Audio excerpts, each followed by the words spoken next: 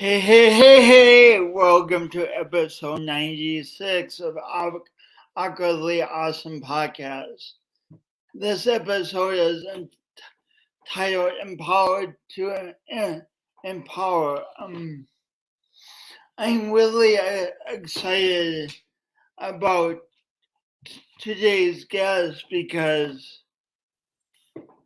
we're going to talk about a topic that is so dear to my heart. Having the freedom to chart our own courses in life and in making good lives for ourselves, and at the same time giving to the community and making the world better. And I feel so fortunate as a person who experiences a disability, a speech impediment, and coordination differences, that I've had ample opportunities in life to go to college, grad school, to choose the career I want to, and it has led enormously to the quality of the life I'm able to lead and what I'm able to give back. So with that as kind one more thing I want to say about that. I'm a speaker, and I love speaking to people because these questions are tough for any of us to navigate, especially our young people, or I would say including our young people. They're really tough for us all to navigate. So I love speaking and reminding people that they have the capacity to navigate through their lives. It's sometimes immensely challenging, but to have the freedom and to embrace it is amazing. So let me tell you about my guest for today, but first, today's guest, David Mank. Welcome back to Awkwardly Awesome Podcast. My guest this week has charted an exceptional path for himself. I'm in awe of his story because the work he has done has empowered countless people. David Mank is from small town Missouri. He decided that farming and carpentry weren't for him, so he pursued a much different path. And one thing led to another. Well, in graduate school at the University of Oregon, he worked with two women who had daughters with disabilities to incorporate the first freestanding supported employment program in Oregon, McKenzie Personnel. He tirelessly advocates for people with disabilities receiving fair wages for the work they do. David is Professor Emeritus at Indiana University. He currently works part-time as senior advisor to the Assistant Secretary of the Office of Disability Employment Policy. And I'm not done yet, for the United States Department of Labor. Please help me welcome David Mank. Hi, Jason. Good to be here. Hey, thanks for being here, David. I'm really excited to talk with you. Excited to talk to you as well, Jason. So my first question is, if I had asked you at age 7 what you would have thought you would have done for your career, what would you have said? When I was 7, what would I have wanted to be? Um, at a 7-year-old, I probably would have said something like a fireman. Um, that I might have thought be exciting, but in truth, when I was 6, 7, 8, I probably didn't think much about what I was going to do when I would grow up. When's the first time you recall thinking about that question? What will I be when I grow up? Probably about the time I started into high school, in realizing I had an older brother and sister and watched them graduate from high school and go on with their lives. And so watching them and being a few years younger than them, I started thinking, what do I want to be? And um, it was kind of along those times that, doing farm work as a, one of 4 kids on a family farm, it was a wonderful way to live out in the country, and, beautiful fields and forests and all of that. But, the work's hard. It's really hard. In the summer times, it's really hot. All of the chores you've got to do are outside all day long. In the winter, it's really cold. And, all the morning chores and the evening chores got to be done no matter what time of year it is. And I started thinking, I don't know that I want to do this kind of work and work outside all the time in this kind of heat or in this kind of cold. So I think it was probably I was starting in high school.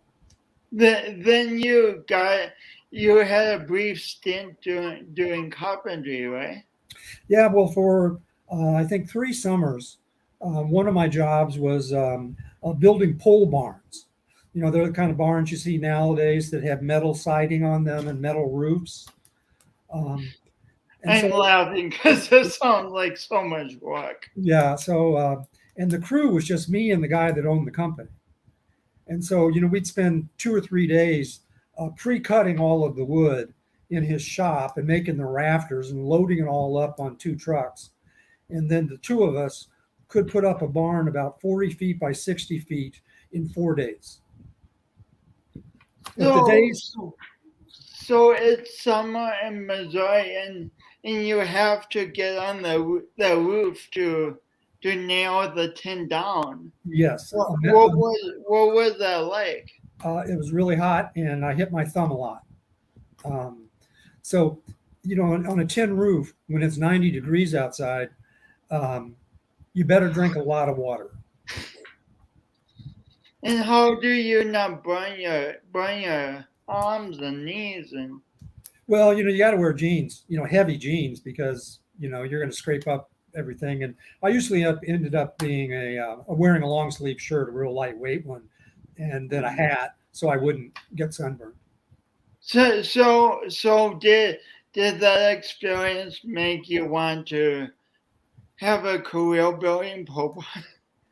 Well, it convinced me. It's like, I don't, this is important work. I mean, somebody's got to do this. Yeah. People need a pole barn, but that doesn't mean I need to be the person that builds it. So, and then, it was along those years I started thinking, well, I'm going to go to college. And if you'd asked me then what I wanted to be, I probably would have said, maybe I'll be a teacher. What did you like about the idea of teaching? Well, like I think probably everybody, somewhere through grade school, middle school, and high school, there's a couple of teachers that are really important to you. And you realize that, this teacher changed my life because they accepted me, they valued me, they challenged me, they were optimistic about me. And I think that's something important. Of course, I majored in college in psychology and English, even though I was thinking about, well, maybe I'll be a teacher. This is how naive I was, Jason. I didn't realize until I was a junior and, almost 3 years through 4-year college that, if I want to be a teacher, I should be getting a teaching degree. And of course, it was too late for that. So I finished college with a degree in psychology and English. What were the circumstances that led you to get your first direct service job? Or first of all, when I say direct service job, what am I talking about? Well, providing direct assistance and supports to people with intellectual or developmental disabilities to live, do daily tasks, or actually even work. You know, there's one thing that that happened in someone that I met when I was still in Missouri that kind of was a bridge to working with people with disabilities. My family, we lived 8 or 9 miles out of town, and every day we drive the same road to town. You know, we were going to town, and this is a town of what? Just for everyone, how big is this town? 2,000 people. 2,000. So not a big town. No, and it's about the same size today. Right. But between our home and town, there was a family that lived along that road that had a son whose name was Sonny. Sonny had Down syndrome. And every day where it was decent weather, Sonny sat on a porch swing. And that's what he did all day, was sit on the porch swing. And I remember sometimes, you know, my mother would say, or one of me or my brothers would say, what's going to happen to Sonny when his parents die? And that kind of became a refrain. It's like, what's going to happen with Sonny? Because he's an only child and his parents are getting old. And I didn't really remember that story and that how much I remembered it, and it touched me in some way until, you know, here I am 18 years old or 21 years old and starting to work in direct service in a large residential setting in Oregon. Because I'd moved from Missouri to Oregon. Because why did you move to Oregon? How did you choose to move to Oregon? Well, I had just finished college and had graduated and didn't get into any, I got into graduate school, but I didn't get any scholarships, so I didn't have any money to go to graduate school. So my girlfriend at the time, who's now been my wife for 45 years. Congratulations. She wanted to move from Missouri to Oregon to live near her mother.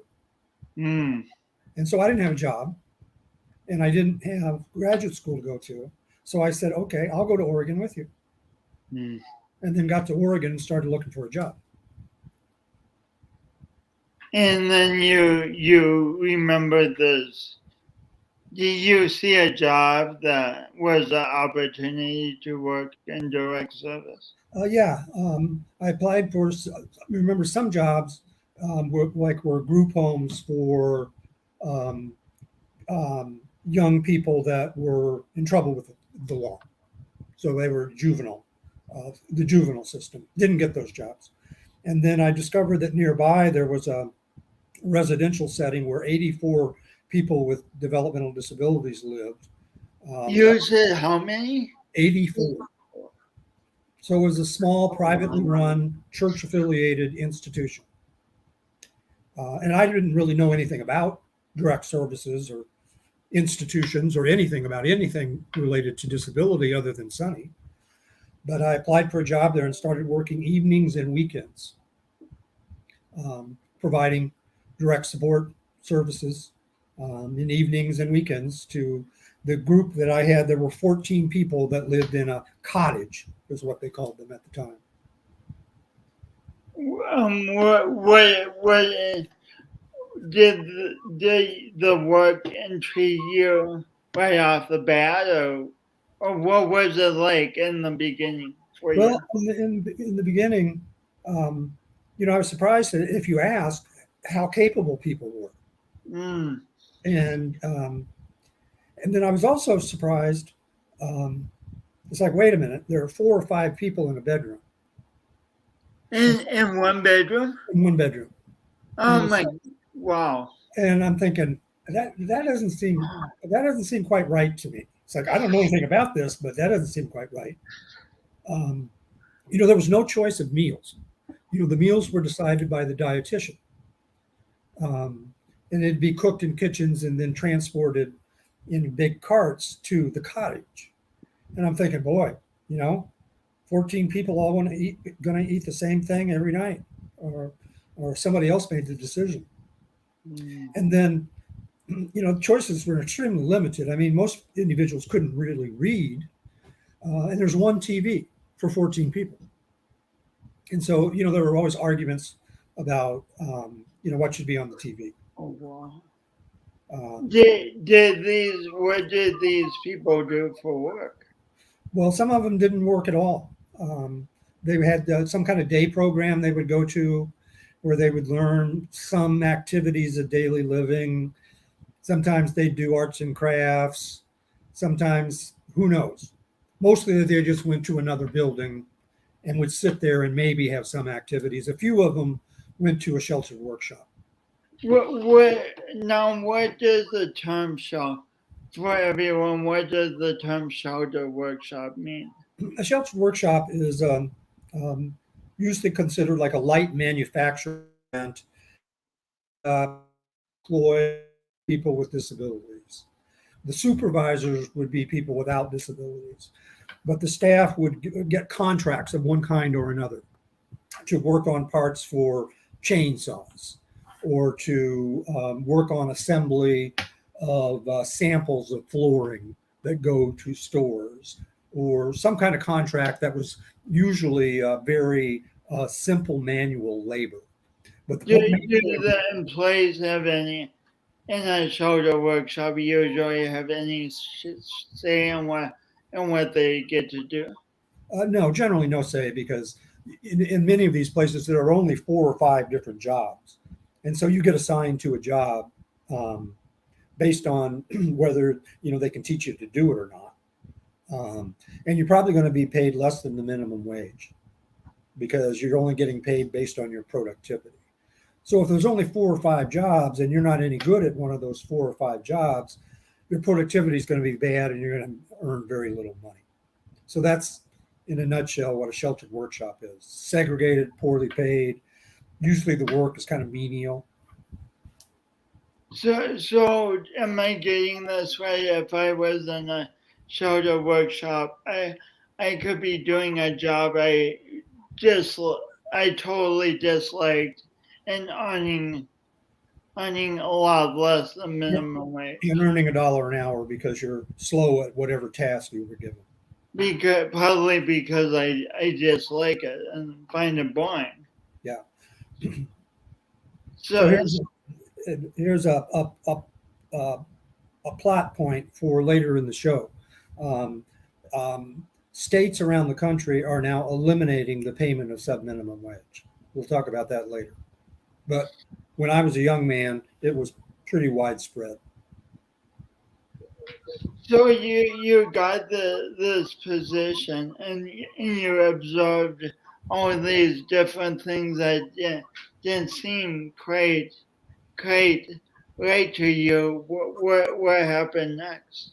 Well, while I was working there evenings and weekends, I discovered that there was a graduate program in Portland, Oregon, which was about an hour bus ride away from where I was living, that I got a scholarship to start this graduate program, a 1-year master's degree program in special education. So ostensibly, I was doing this to get a special education teaching certificate. So I was working full time and going to school full time in a 1-year master's degree program. And that's when the world started to open up about, wait a minute, people don't need to live like this. The staff were all very caring people. The administration were very good, decent people. Mm-hmm. Wanted to do good things for people. I mean, and they worked hard at it. So I'm not criticizing them. I'm just saying what they were being asked to do, I started to challenge when there was a very unique circumstance in Portland, and the university was called Portland State University, right downtown Washington, or right downtown Portland, Oregon. And I was taking classes, as you would expect, And then you need to do practicums or internships, directly with people with disabilities. Well, my faculty member and mentor and advisor was a woman by the name of Jean Edwards. And she had acquired a federal grant to do things differently with young people coming out of high school. And she had arranged for 12 young men and women who were like 19, 20, and 21 years old, their last years of high school. They didn't go to their high school. They came to Portland State University and a classroom there. And a couple of staff and 4 or 5 of us as graduate students used the Portland State University campus in downtown Portland as the classroom. So we taught people to handle money, to shop, to ride the bus. I think a few took some kind of class, maybe a PE class or something at the university, or some class that was more physical in nature rather than an intellectual pursuit. And all of a sudden, it's like, wait a minute, people that look like the people in the institution, these students look like them. They have the same labels. And yet these students we're asking them, what do you want to do today? And they're telling us. And then the tipping point was when Jean Edwards, Dr. Edwards, called me into her office and a fellow student by the name of Tom Mason. And she said, David and Tom, you've met Tracy, right? Tracy was one of the 12 students, a young man, very quiet man with moderate intellectual disability, very quiet man. And Jean said, Tracy needs a job, and I want you two to get Tracy a job. And of course, when you're being asked by your advisor to do something, you say, okay, that's what we'll do. So was that just an easy assignment for you? Well, no. When we're walking out down the hall from Jean's office, Tom turns to me and he says, do you know how to do this? And I said, no, I don't. Never done anything like it. Have no idea. So we just sat down and started making lists. It's like, well, we're going to need to know Tracy better. We're going to have to know who he is, what he likes and what he doesn't like, what he does in his free time, if he's ever done anything like a job. And we're going to have to talk to his family. What does his family think about this? And then we're going to have to either find out if he can ride the bus, or we're going to have to teach him to ride the bus, because we can't necessarily count on family to do the transportation. And we're going to have to start talking to employers that have jobs that look something like what Tracy might want to do. So I consider it either a miracle or a happy accident that we managed to get Tracy a job. And we got him a job in a little manufacturing plant that makes the brass knobs and pulls on your furniture. You want to open a drawer, you pull on a little knob. And a lot of times that'll be a little brass knob. Tracy's job was to take those knobs and buff them on soft brushes so that they would shine. And, it wasn't really a very difficult task at all. You pick up, we knew how to do a task analysis. So we did know that and how to teach off the task analysis, understanding each step of the task. So we did a good task analysis, and we knew, well, he's got to go over here and he's got to get a box of these. He needs to put them next to his workstation. He needs to have a box on the right side that's empty, and he needs to take each one, buff it up, examine it, look for dark spots, buff it again if there are any dark spots, and then put it over here in this box. Not very good. And then when he had a full box over here, he would take that to a certain place, and then he would go get another box. So we taught him. He learned it to do it. I think he was working like half time. We helped him open a bank account. so he could put his paychecks in the bank. We had talked with his parents about, now this is Tracy's money, but as family, what goes on in your house with somebody that's 20 years old with money. So, that's up to you, to Tracy and the family. But the thing that struck me, Jason, and has to this day, is I look at Tracy and I know what the people look like and what their labels are in the sheltered workshops and in that residential institution where I worked. And my question was, if Tracy can work at a regular job, what about everybody else that has Tracy's label? What about everybody else? What about everybody else? So a few things about this period before we move on. What did Tracy think of his job?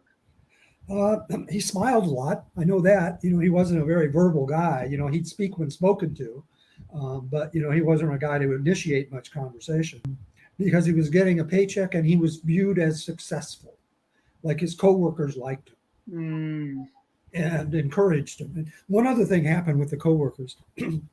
Tom and I, being new at being a job coach, our success was vested in Tracy being successful, right? So if we're going to be considered good graduate students, Tracy needs to be successful in his job. So, of course, to make sure he was successful in his job, we hung around way too long after he had learned to do his job.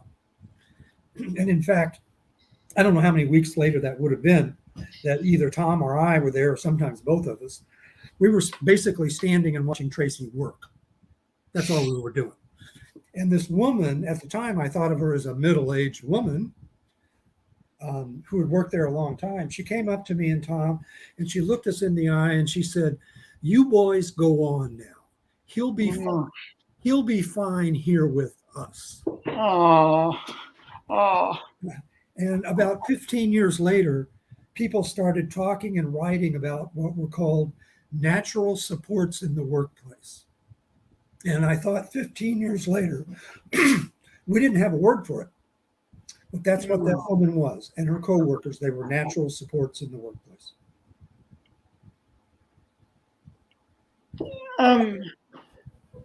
As you told the story, it strikes me that you and Tom decided to start asking Tracy and his family questions, whereas in the past, maybe a lot of the times, assumptions were made about what Tracy wanted, what Tracy needed, what he was interested in. But you asked questions and you listened and you did something with the answers. Well, and we didn't have a guidebook. We didn't have a book that told us, here's how you do this. We just thought, if I was going to help anybody get a job, I better ask them what they like to do. It just seemed like the obvious question. What would you say to people who are listening, who are embarking on a new thing in life and feel they don't have a guidebook? Pay attention to the person you're asked to help, and as my mother always told me, treat people the way you want to be treated. And it's like, well, what if somebody were going to help me get a job? What would I want them to ask? What would I ask them to do to help me? But I think my mother's words were important to me. And I was thinking, you treat people the way you want people to treat you. You treat people the way. So the next chapter started. Just one more thing about this chapter.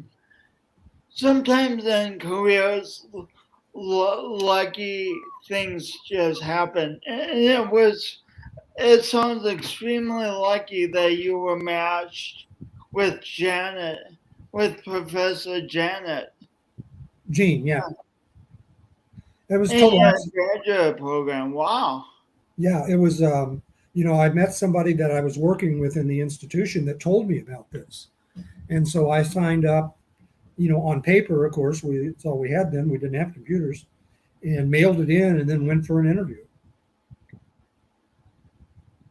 So yeah, that's that opportunity changed everything. Wow. Changed everything. And then moved you on to the next chapter, which is Well, what? while I was still working in the residential program, um, I was realizing I didn't want to do direct service for my entire career. And so I was looking for other job opportunities. And I had been asked, I moved into management in that organization. And I was asked to do a presentation at an advocacy meeting. And at that advocacy meeting, I met a faculty member from the University of Oregon. You know how you go through the buffet line at a little conference and you chit chat with the person in front of you? Oh, yeah. Well, he happened to be a guy by the name of Dr. Tom Bellamy. And he was telling me about the research they were doing at the University of Oregon. And I told him I thought that was very interesting to hear about. And he said, well, we may be hiring next. Of course, in those days, if you wanted to know things like that, you had to look in the newspaper or make phone calls to know if the job was open or not. And so I started paying attention to what was going on in Eugene, Oregon, and discovered a position that got open, working for Tom Bellamy, doing research about the best ways to help people with significant disabilities learn jobs and learn to work.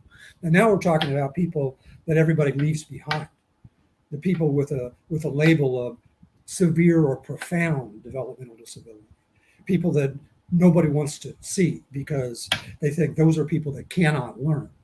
And so their mission and their research was about showing these are human beings that are fully capable of learning and doing real work. And so I was intrigued by that, knowing my experience with Tracy. But if I hadn't had direct service experience in a residential setting or had that graduate degree and that experience with Tracy, they probably wouldn't have hired me because they were all about employment and research. But having had dabbled in that a little bit, they were convinced that I could be a research associate. So it just so happened that you had the experience that they wanted. It was nothing you prepared for, but no. And 5 years earlier, I never imagined that was a job that people did. It's like, no kidding, people do this. You get a federal grant and you do research. People do that for a living. Imagine that. So what are a few things you learned from this show? I learned several things. I mean, it's a 3-year program. The first 2 years is pretty much all coursework, and then the third year is internships and your dissertation. So I took the coursework and, special education methods, curriculum and instruction, rehabilitation, people with various disabilities, positive behavior supports or behavior management, as we called it in those days, new methods of direct instruction, things related to social work, classes related to policy and legislation. So is this in Eugene, Oregon? It's in Eugene, Oregon, yeah, at the University of Oregon. And so, whatever the curriculum is for to get a PhD in special education and rehabilitation. So I learned a couple of things from, and the coursework was easy enough when you're motivated. And I learned two really important things for the rest of my career. One was, how do you conduct research? And of course, I was taking classes on conducting research, both qualitative and quantitative research. So I learned how to conduct research studies. The other thing I learned to do is to write grants. So either a state, or for us then, it was mostly the federal government, would put out a request for proposals. It appears in the Federal Register. And so it says, we want to fund projects that do this around employment of people with disabilities, or we want to fund programs that improve the graduation rate of students coming out of school. So you write your grant to tell us how you're going to do that. And so, and then they tell you we're going to fund one of these, or they're going to say we might fund 10 of them. And so send us your grant. And so I learned to write grants. What would you say to those of us who are intimidated when it comes to writing grants and doing research? Don't start by yourself. Start with someone that knows how to do it. Or find someone that knows how to do it. Watch them. Follow them around. Offer to help with whatever they're doing. So if Tom was going to write a grant, I'm just going to be right there and say, how can I help? Because I want to see what you do. I want to see how you set this up. I want to see how you write these sentences. I want to see how you frame that idea. I want to see how you're going to get data. I want to know what evaluation means. And so once I saw examples of grants that got funded, different kinds of grants, it's like, okay, in instructional methods, we call it match to sample. It's like you show me a sample that is of good quality and I can match it. So you give me 3 examples, and now I know that a successful grant looks like that. And now I can write one that looks like that. So a successful grant isn't like constantly reinventing the wheel. No, not at all. In fact, a lot of times research grants will say, we already know these 10 things about this problem. We want your research to go beyond that. And then, of course, the competition is severe. I mean, how many universities are there in the United States? And they are going to fund 10 of these, and they may get 50. So your grant has to score in the top 10 to get funded. And so I can't remember exactly what our batting rate was, but I know it was better than 50-50. But it was a long way from 100%. And then you would get, when your grant wasn't funded, you would get the reviewers' comments back and discover why you didn't get funded. But then the scary part is if this is your source of income, it's not guaranteed.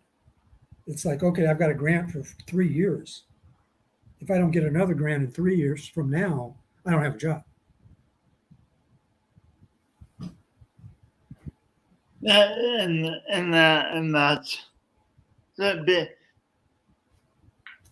big deal. How do you deal with the stress of performing at this level in terms of creating grants? And well, I never worked alone. I mean, these guys had this set up as working groups. I don't know how at the time at the Oregon there might have been 8 or 10 of us in that working group, all of us funded on 4, 5, 6 different grants. So we were always writing another grant, so that when the ones that were ended, we would have another one on a different topic, or maybe it would be to train people like professionals in the field rather than do research. So there were a lot of the grants were for training people that were already working in the field. So you just keep writing, and you make sure you're with a team. I would never advise doing it alone because it's too damn lonely. And you just make it a part of your daily work. It's like, what's the next grant? What are we going to do next? What would make a difference in people's lives? And what is the government asking for? So you would learn from people who have been successful at this. Yes. You will work as a team. And my advisors, yeah. And then you were constantly thinking ahead to you weren't like, oh, our grant's going to run out in 2 days. We should probably think of applying for a new one. No, we were thinking 2 and 3 years ahead. Mm. So always think ahead. So, and plus, my advisors and mentors were masterful grant writers. Mm. So I had the chance to learn from the very, very best. Mm. And in fact, my advisor, Tom Bellamy, while I was still at Oregon, he was appointed to be the director of the Office of Special Education Programs in Washington, D.C., in the U.S. Department of Education. Oh. Wow. So I broke a rule. I finished my PhD and then I stayed there for 10 years at the University of Oregon.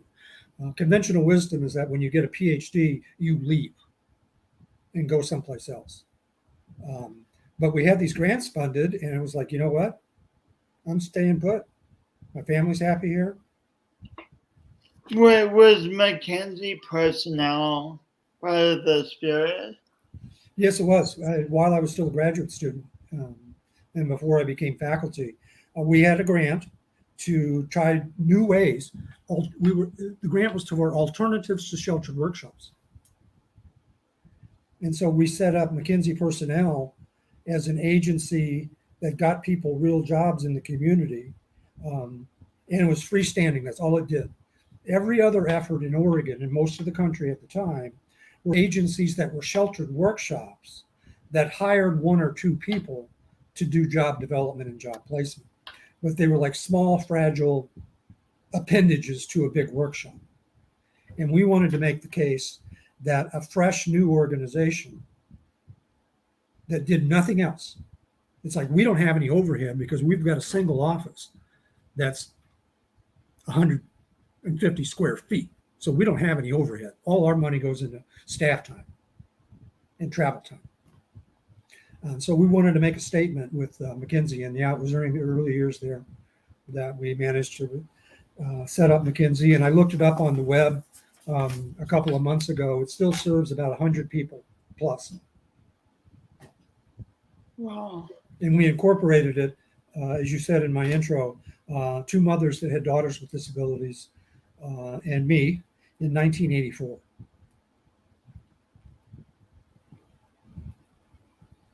What strikes me, one of the things that strikes me is how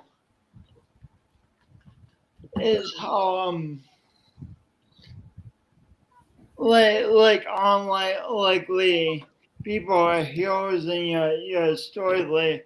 Like Sonny sitting on the porch was a hero because he got you thinking about these questions and open to this field, and Tracy was a hero because with him you guys were successful, and then some of what you learned from Tracy you were able to incorporate into McKenzie.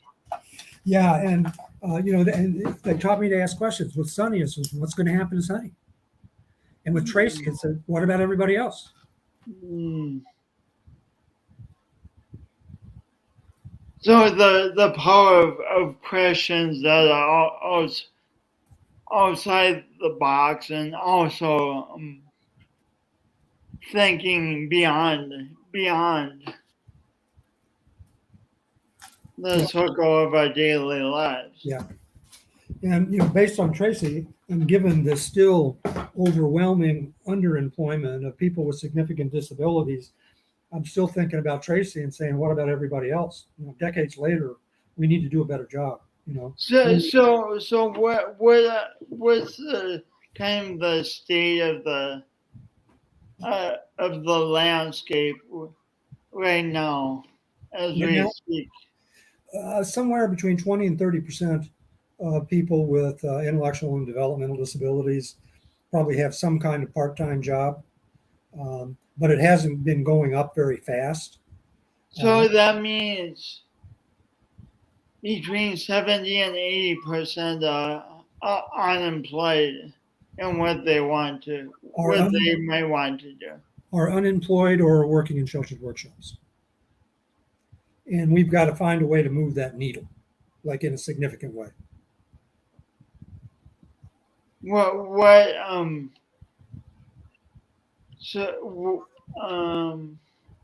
So what happens next in terms of moving that needle, or what do you hope happens next? Well, some things are starting to happen. When I left the University of Oregon in Eugene, Oregon in 1996 to go to Indiana University to be the director of a research institute called the Indiana Institute on Disability and Community. And took my ideas and my interests with me around employment. And now we talked about sub-minimum wage. I think 10 or 12 states now have eliminated the use of sub-minimum wage. Oh, I didn't realize that. That's yeah. Now, here's what's important about eliminating sub-minimum wage. You don't eliminate sub-minimum wage by simply making a declaration or writing legislation. Because if you just make a declaration on Tuesday, nothing good happens on Wednesday. You just make a declaration on Tuesday. Right. Nothing good happens on Wednesday. I've never heard that before. Yeah, because workshops aren't going to, on Wednesday, start paying minimum wage. They're going to stay home.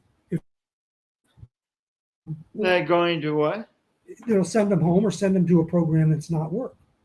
So what we've got to be able to do is one person at a time figure out their interests, discover who they are, and find a place where people get paid to do that, where they can earn a full wage. So, there's all this argument that these people are slow, right? They have poor productivity. And I'm saying that's bull, because your productivity, Jason, my productivity is not just about you or me. It's about what you ask me to do. It's about the intersection of me and the work you're asking me to do.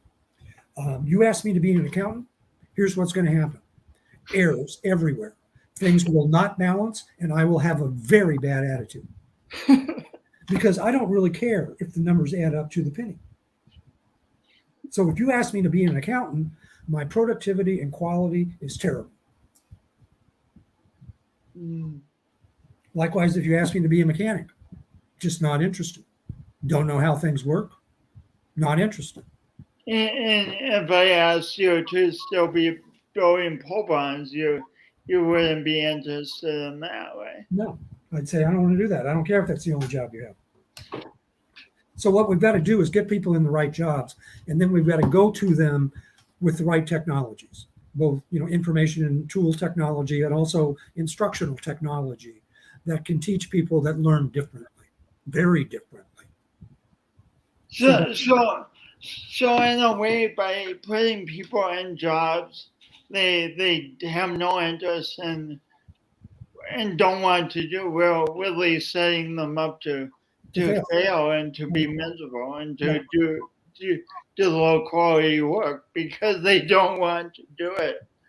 So a committee I served on, we were supposed to deal with this issue of sub-minimum wage.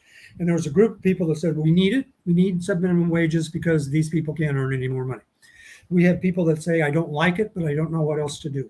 We had other people that were saying it's got to be eliminated. This is a civil and human right. And I had a different opinion about it. I said, we need to eliminate it by making it unnecessary because we get people in the right jobs. We got to be willing to do the work to make it unnecessary.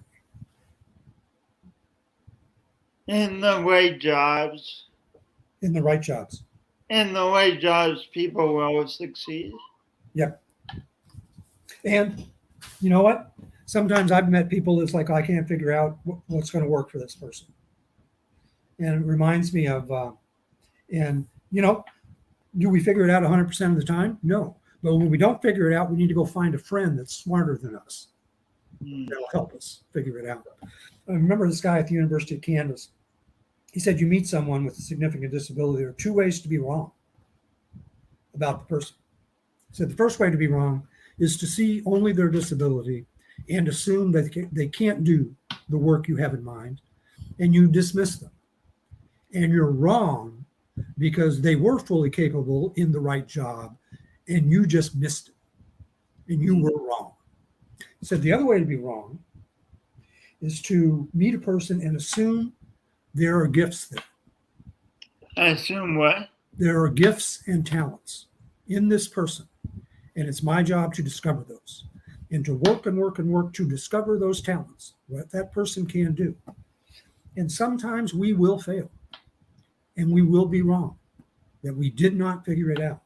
And his point was, if we're going to be wrong about people with significant disabilities that we meet, we must always be wrong in the second way.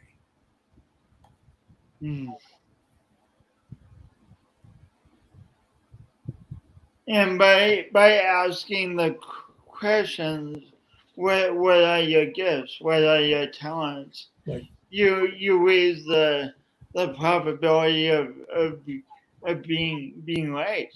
You know, and sometimes it's very simple.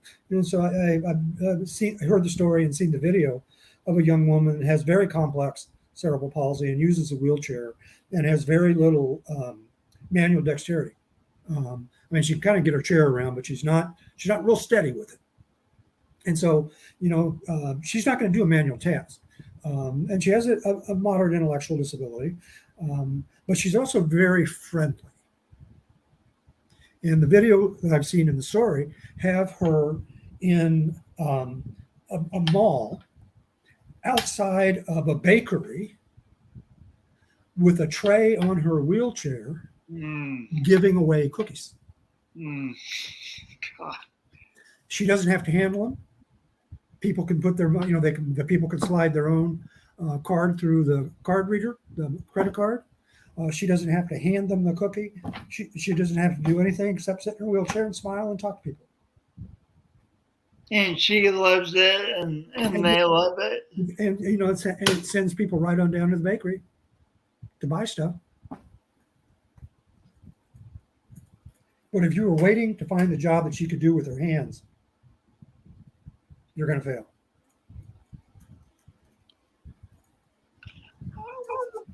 What can you say about this creativity that it takes to think outside the box and find things that work instead of, you know, some people are just naturally creative. I know people that it seems like they just come up with a new idea every day. For me, it usually works better in a small group. It's like bouncing ideas off of people, listening to theirs, reshaping yours. You know, the hallway of the conversation that leads to creativity. That's been more kind of my way, although I know people that are just hugely creative. So the same as you never wrote grants completely alone. You had a group, and so this is the same thing. You find a group, and the group figures out the. I mean, that was how it worked for me. You know, I know people that are you know, solo in a lot of these things and successful, but you know, my experience was different than that. And if they can do that by themselves, I say good on you. You're brilliant. But for me, it always worked better as a team. What would you say about getting input from people like Tracy who don't talk much or have limited verbal capacities? What are ways to get the input if it's more challenging than a usual conversation? Well, one thing that works for me is with the person's permission, of course, you know, getting to know them so that they would give you permission. It's like, can I follow you around for a few days?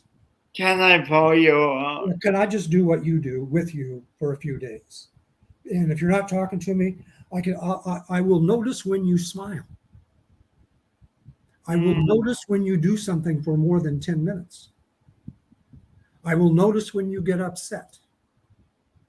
I will notice if your eyes light up when something new is possible or is shown to you. I will do everything I can to notice you. And what's the effect usually on someone who who you are following around? Do they enjoy this attention on what they really want? Or? Yeah, well, I mean, if you are following somebody around and you discover that in their room they have piles of books and magazines, and they don't really read, but they love the pictures. They get information just by looking at the pictures. And so they gravitate to books that would have a lot of graphics and whatever. And it's like, you know what? We got bookstores and we got libraries. And it's like, maybe that's an interest. And so without forcing it, it's like, hey, you want to go down to the bookstore with me? Let's go down to the bookstore. And we'll look for books. But then we'll also look, why don't we watch what the people that work here do? And we're just going to the bookstore, see what people do, or the library. And so that's the kind of thing that you're hoping by what you notice will lead you to the right places where people get paid to do that.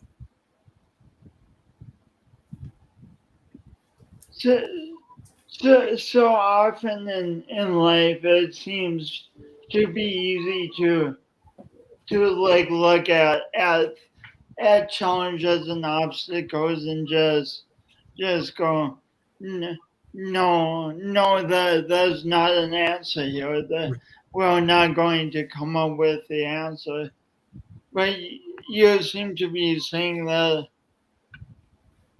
we have a lot of things at our disposal to come up with answers in places where we don't think coming up with the answer is a possibility. And now with smartphones and tablets, we're not even touching what all the possibilities. I mean, some employment agencies are making good use of smart devices, but I think there's a whole lot more to do. I mean, let me videotape you doing your job, and if you forget something, just watch the videotape.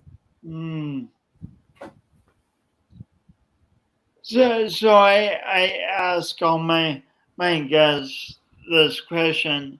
In my line of work, I talk about the power of doing our imperfect best, and to me, it means that we have a vision of the best we want in our lives and that we want to create in the world. And then when imperfections, mistakes, unexpected challenges come up, instead of using those as reasons to stop, we learn for them and we learn from them and move again towards the best we envision. What does doing your imperfect best mean for you, Dave Mank? Well, when you fail, you probably learn more than when you succeed.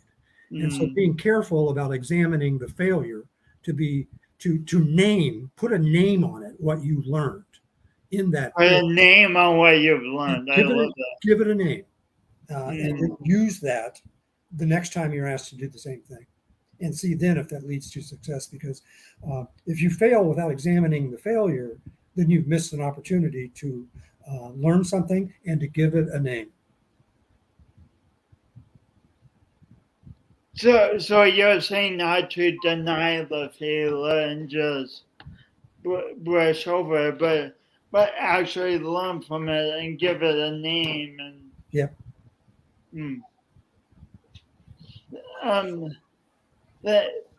thanks for being on. See, I told you at the beginning we would have another hour worth of stuff to talk about. Yeah, we could have talked much longer, Jason. Well, you make it easy to talk, and I appreciate you asking me. I really appreciate me having you on your show. Awesome, thank you so much, and thanks for the important work you're involved in. You're helping a lot of people create a lot of opportunities in their Sure. life, I hope so. and that's powerful. Thank you. I look forward to when we talk You bet. next. We'll You're talk soon. amazing. Okay.